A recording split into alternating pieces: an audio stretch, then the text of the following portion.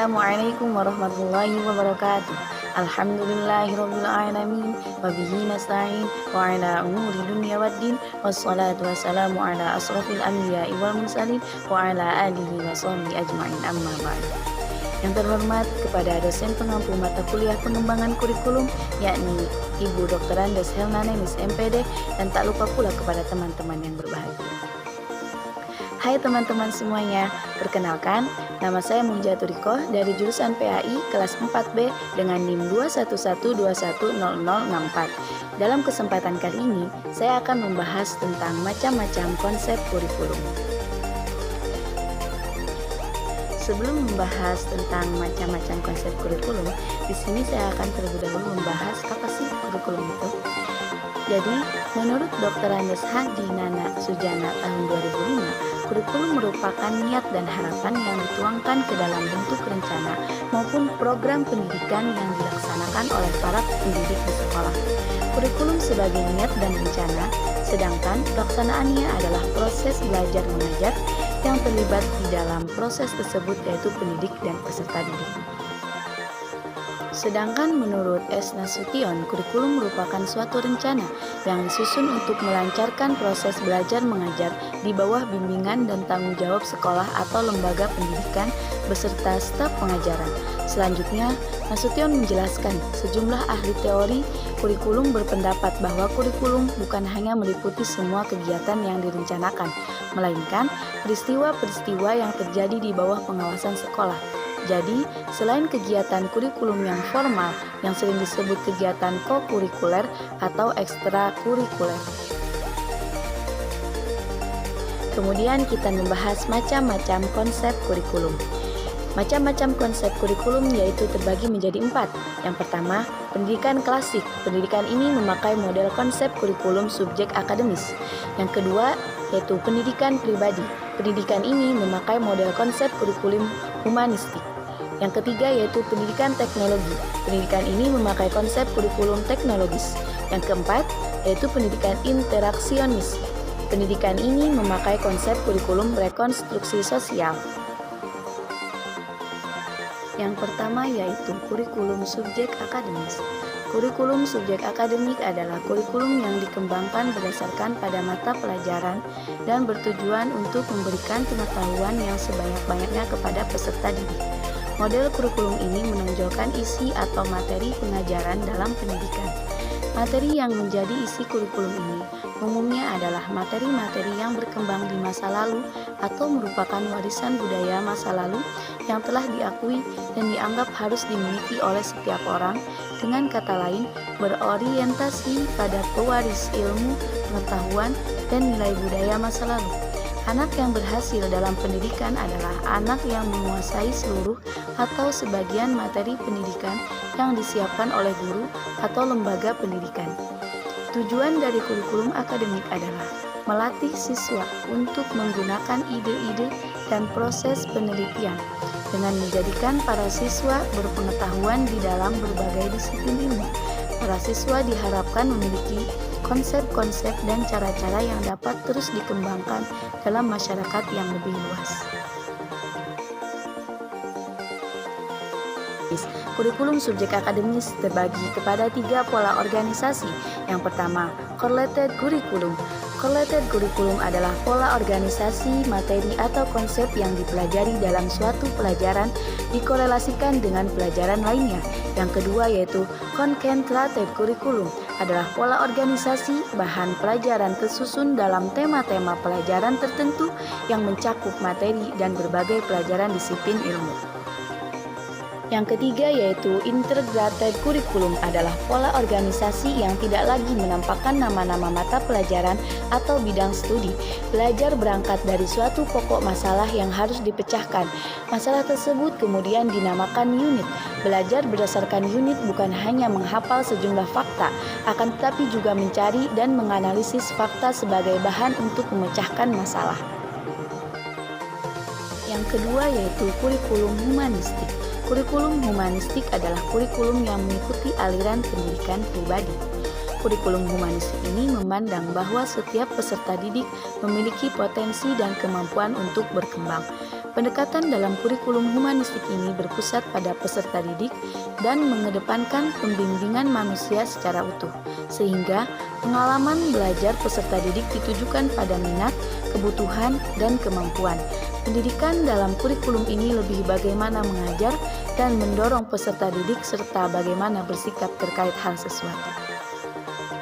Adapun langkah-langkah penyusunan pembelajaran yaitu terbagi menjadi 4. Yang pertama, mendesain pembelajaran yang mengasah minat, sikap, dan perhatian peserta didik terhadap hal sesuatu. Yang kedua yaitu menyampaikan dan mengenalkan topik-topik, bahan, dan kegiatan belajar. Yang ketiga, peserta didik dibekali pengalaman menyenangkan, baik pengalaman terkait gerakan dan penghayatan. Yang keempat yaitu pembahasan hasil yang telah dicapai sehingga dapat dilakukan penyempurnaan terhadap hasil untuk dapat dilakukan upaya tindak lanjut. Yang ketiga yaitu kurikulum rekonstruksi sosial. Kurikulum rekonstruksi sosial ini mengikuti aliran pendidikan interaksional, di mana kurikulum ini menganggap manusia adalah makhluk sosial, sehingga kurikulum ini menekankan pada permasalahan-permasalahan yang dihadapi dalam kehidupan bermasyarakat. Pembelajaran dalam kurikulum ini menekankan interaksi antara guru dengan peserta didik dengan peserta didik, peserta didik dengan masyarakat di lingkungannya, serta dengan sumber belajar lainnya. Kurikulum ini akan mengajarkan peserta didik untuk menyelesaikan permasalahan yang dihadapi di lingkungan masyarakat, sehingga kehidupan dalam masyarakat menjadi lebih baik. Perubahan pada masyarakat akan mempengaruhi tujuan dan isi kurikulum, sehingga tujuan dan isi kurikulum tersebut akan berubah mengikuti perubahan dan perkembangan di masyarakat. Kegiatan evaluasi dalam kurikulum ini melibatkan peserta didik. Perubahan pada masyarakat akan mempengaruhi tujuan dan isi kurikulum, sehingga tujuan dan isi kurikulum tersebut akan berubah mengikuti perubahan dan perkembangan di masyarakat.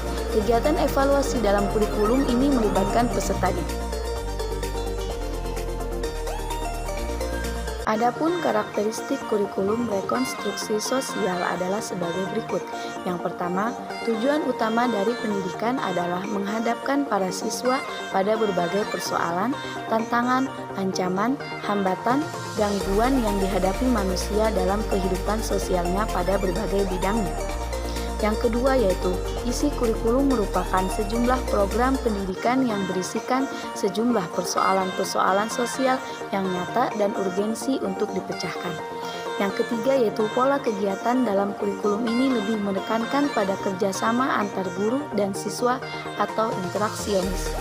Sedangkan yang keempat yaitu evaluasi dalam kurikulum ini dilakukan secara bersama. Para siswa dapat langsung berpartisipasi dalam mengevaluasi berbagai hal yang terkait dalam kurikulum dan kegiatan yang dilakukan. Keempat yaitu kurikulum teknologis. Kurikulum ini lebih menonjolkan aspek pemanfaatan teknologi dalam pembelajarannya. Penggunaan teknologi yang dimaksud ialah berupa perangkat keras atau hardware maupun perangkat lunak atau software. Teknologi dalam perspektif kurikulum difokuskan kepada efektivitas program, metode, dan bahan-bahan yang dianggap dapat mencapai tujuan.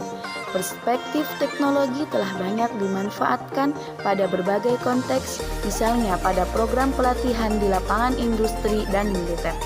Desain sistem instruksional menekankan kepada pencapaian tujuan yang mudah diukur, aktivitas dan tes, serta pengembangan bahan-bahan ajar. Teknologi mempengaruhi kurikulum dapat dilihat dari dua sisi, yaitu sisi penerapan hasil-hasil teknologi dan penerapan teknologi sebagai suatu sistem atau teori. Kurikulum teknologi banyak dipengaruhi oleh psikologi belajar behavioristik yang lebih menekankan pola tingkah laku yang bersifat mekanis seperti yang digambarkan dalam teori stimulus respon.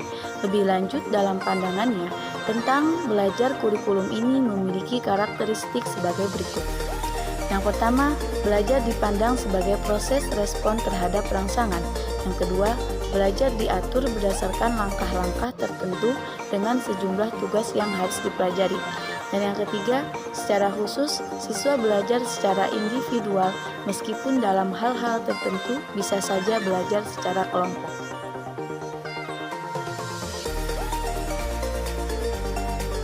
Jadi, kesimpulannya adalah jenis kurikulum yang dibahas di PPT ini ada 4 macam diantaranya: kurikulum akademik, kurikulum humanistik, kurikulum rekonstruksi sosial, dan kurikulum teknologi.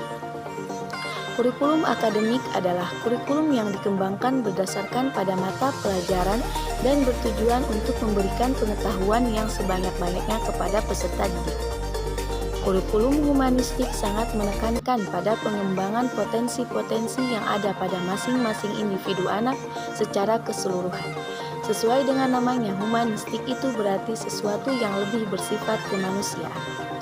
Kurikulum rekonstruksi sosial lebih menekankan pada pembekalan anak didik untuk dapat menghadapi berbagai persoalan dalam kehidupannya di masyarakat. Sedangkan kurikulum teknologi lebih menonjolkan aspek pemanfaatan teknologi dalam pembelajaran. Mungkin cukup sekian presentasi saya hari ini. Jika ada kurangnya, saya mohon maaf yang sebesar-besarnya. Semoga apa yang saya sampaikan berguna untuk diri saya sendiri dan banyak orang pada khususnya. Terima kasih. Wassalamualaikum warahmatullahi wabarakatuh.